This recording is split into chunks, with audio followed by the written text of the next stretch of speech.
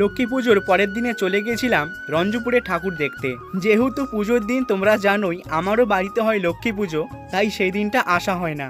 আমি এসেছিলাম লক্ষ্মী পুজোর পরের দিনে, অর্থাৎ মঙ্গলবার। আর তোমরা কি জানো এই রঞ্জপুরে লক্ষ্মী পুজো উপলক্ষে যে মেলা বসে সেই মেলাও কিন্তু থাকে 5 দিনের মতো। তাই কোনো চাপ না নিয়ে পুজোর দিনটা বাড়িতে বসে মনের মতন করে বাড়িতে পুজো করলাম। আর মঙ্গলবার সন্ধ্যায় আমরা দুজন বন্ধু মিলে বেরিয়ে পড়লাম রঞ্জপুরের উদ্দেশ্যে। দেখবো আজ অনেক ঠাকুর ও তার সাথে বিভিন্ন রকমের পূজা মণ্ডপ। জানো আমি তো প্রতি বছর এখানে আসি, আর কেন আসি আসার কারণটা তোমরা হয়তো বুঝেই গেছো।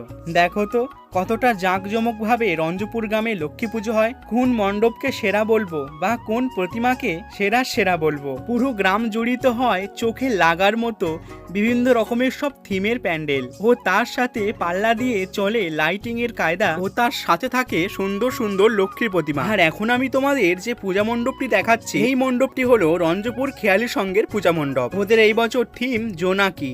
দেখো তো আর এই মণ্ডপে লক্ষ্মী প্রতিমাটি কতই না সুন্দর। আরে দাঁড়াও, এই রঞ্জপুরের মধ্যে আরো অনেক পূজা মণ্ডপ আছে, সেগুলোকেও তো দেখাবো। তাই চলে এলাম রঞ্জপুরের নেতাজি সংঘর পূজা মণ্ডপটা ঘুরে দেখতে। মণ্ডপে ঢোকবার পথে চোখে পড়লো ভগবান বিষ্ণুর দশম অবতারের চিত্রপটগুলো। আমার তো এগুলো বেশ লেগেছে। তাহার পর দেখে নিলাম এখানের লক্ষ্মীর প্রতিমাটিকে। আর এখানে ঠাকুর দেখার পর এরপরে আমরা চলে এলাম রঞ্জপুর আদি বালক সংঘের পূজা মণ্ডপটি ঘুরে দেখতে। আর এই পূজা মণ্ডপটিকে দেখো, চারিদিকে সব ড্রাগন ঘুরে বেড়াচ্ছে। মণ্ডপে ঢুকলে যেন মনে হবে তোমরা কোনো এক রূপকথার দেশে চলে গেছো।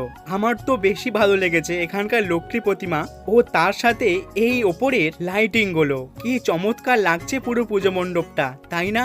চলো এখানে ঠাকুর দেখা হলো, এবার যাই রঞ্জপুরের আরো বেশ কটা সুন্দর সুন্দর পূজা মণ্ডপ ঘুরে দেখতে। আর এখন যেখানে এলাম এই মণ্ডপে লক্ষ্মী প্রতিমাটি নাকি এসেছে কলকাতার কুমোরটুলি থেকে। সত্যি কি সুন্দর লাগছে দেখো ঠাকুরটিকে দেখতে। একবারের জন্য মনে হচ্ছে না ওটা কোনো ঠাকুর বসে আছে, যেন মনে হচ্ছে একটা ফুটফুটে বাচ্চা মেয়ে লক্ষ্মী সেজে বসে আছে। আর এখানে শুধু ওই লক্ষ্মী প্রতিমাটিকে দেখার জন্য অনেক লোকের ভিড় জমছে। বেশ কিছু লক্ষ্মী প্রতিমা দেখে এবার আমরা এখান থেকে চলে এলাম এই মোমোর দোকানটিতে মোমো খেতে। যেহেতু ঠাকুর দেখা শেষ, এবার গরম গরম মোমো খেয়ে বাড়ি যাব। চলো আজ তাহলে আসি, দেখা হচ্ছে আবারও নতুন কোন একটি ভিডিওতে।